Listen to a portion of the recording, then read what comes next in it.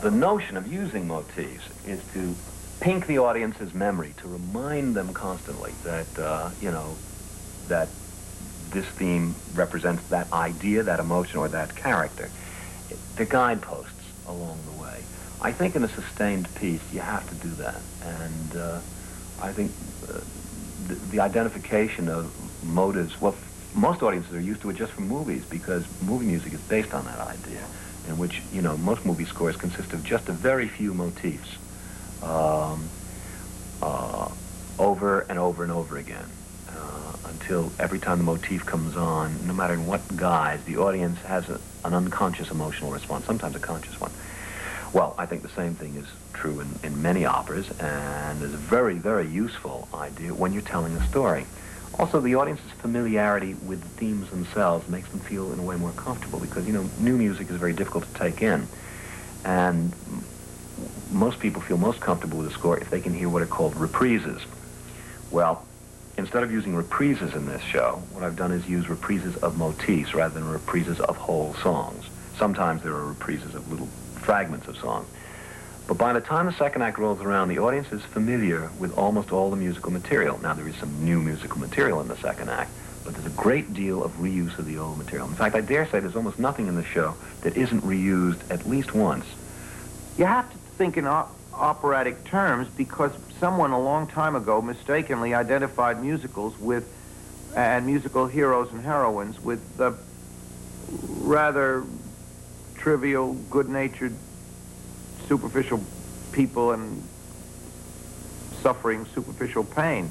The minute you go to opera, it's okay to use Medea, it's okay to use the Macbeths. It's just a matter of somebody's definition, which I think Steve and I, and surely Hugh Wheeler, would argue with. Why is Traviata not just a smashing good musical play which, from another period, that's all? Todd is, after all, the tragic hero in the classic sense, just as Oedipus is. This is why he dies in the end. He dies because of a certain kind of fatal knowledge and a realization. It comes through a series of revelations, but he realizes what he has been doing and what he has done.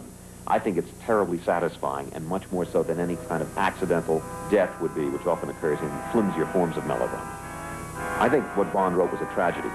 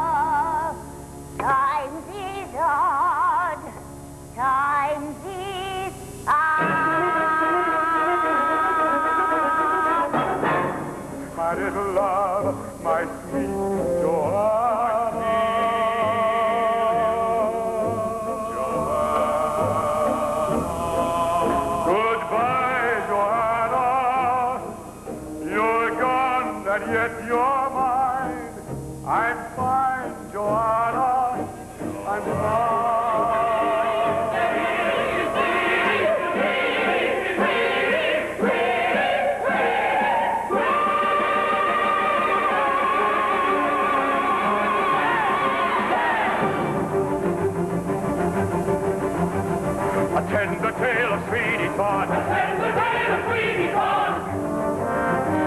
He served a dark and a hungry God. He served a dark and a hungry God.